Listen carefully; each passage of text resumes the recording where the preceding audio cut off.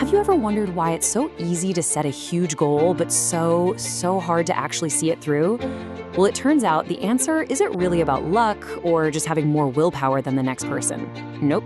It's about a core skill, a powerful executive function in your brain that you can actually train. So let's dive in and really unpack how to master this art of self-control. So here's our game plan for today. We're gonna start by looking at that daily battle we all fight against impulse. Then we'll get a clear definition of what self-control really is. After that, we'll connect it to your big, long-term goals, show you how to strengthen it, and then wrap up with the key takeaways you can start using right away. All right, let's kick things off with the impulse battle. And this is something we all go through every single day. A lot of the time we don't even realize it's happening. It's like this constant little tug of war going on inside our heads. So that brings us right to the big question, the reason we're all here. Why is it so incredibly hard to stick to our long-term goals? I mean, whether it's saving money, learning an instrument, or just trying to get healthier, something always seems to get in the way. So, what is that something? Well, it's this internal conflict, right? On one side, you've got your impulsive actions. These are all driven by that need for immediate gratification. That's the voice in your head that says, yeah, eat the cake now, or just scroll on your phone for 5 more minutes. But on the other side, you've got your thoughtful decisions, which are totally focused on those long-term rewards. This is the central battle that self-control is built to manage. And that internal battle, it brings us to a really crucial point. We need to be super clear about what we're actually talking about here. See, self-control often gets mixed up with things like grit or willpower. But as you're about to see, it's so much more than that. Okay, here's the official take. Self-control is an essential executive function. Now, what's so important about this definition is that it frames self-control not as some personality trait you either have or you don't. It frames it as a cognitive process, a system inside your brain that's designed to regulate your behavior so you can get what you really want down the road. A really simple way to think about in executive function is to just imagine your brain has a CEO.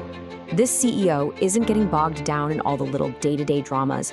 It's making the big strategic choices for the future of the company. And in this case, you're the company. It's the part of you that's looking out for your future self. So if our brain has the CEO, what's its main job? Well, it's all about the long-term goal.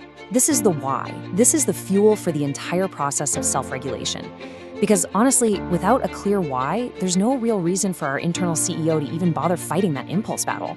Think of it just like this. Self-control is the bridge. It's the thing that connects all the small, sometimes kind of difficult choices you make today with the person you want to be and the things you want to achieve tomorrow. Every single time you use it, you're laying down one more stone on that bridge. So the key takeaway here is this. The real reward isn't just about resisting some temptation in the moment. The ultimate payoff is being able to stay focused on what is truly meaningful to you. It's about pointing your energy towards your most important goals instead of just getting pulled away by every short-term urge. So, here's the best part. If self-control is a function of the brain, can it be improved? Yes, absolutely. And this is where we get practical. Let's start thinking about it like a muscle. The more you train it, the stronger it's gonna get. So, how do we take it to the gym? Okay, the workout plan has basically 3 steps. First, to curb impulses, you have to actively recognize them and then just pause. A great trick is the 10-minute rule. Next time you feel that urge to buy something you don't need or to grab junk food, just tell yourself, okay, I'll wait 10 minutes. You're not saying no, you're just saying not yet. This little pause gives your brain's CEO time to get in the room. Second, you want to support those thoughtful decisions. A great way to do this is with an if-then plan. So instead of relying on willpower in the moment, you make a rule ahead of time. Like, if I finish this hard task at work, then I'll get up and take a 5-minute walk. It automates the better choice. And finally, you've got to maintain focus. And the best strategy for this? Design your environment for success. If you want to focus, put your phone in another room. If you want to eat healthier, don't keep junk food in the house. You're just removing the trigger so there's no fight to begin with. Okay, we have covered a lot of ground here, from that internal battle we all face to some really practical steps for getting stronger. So let's put it all together and lock in the key takeaways from all this.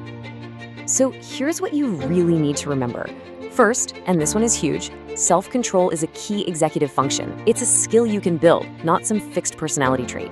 Second, its main job is to curb those immediate impulses so you can make more thoughtful, goal-oriented decisions. And maybe most importantly, just like a muscle, it gets stronger every single time you practice it. So I'll leave you with this question to think about.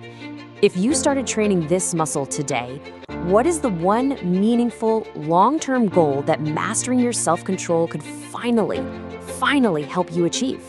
Think about that. Because the power to build that bridge, well, it's entirely in your hands.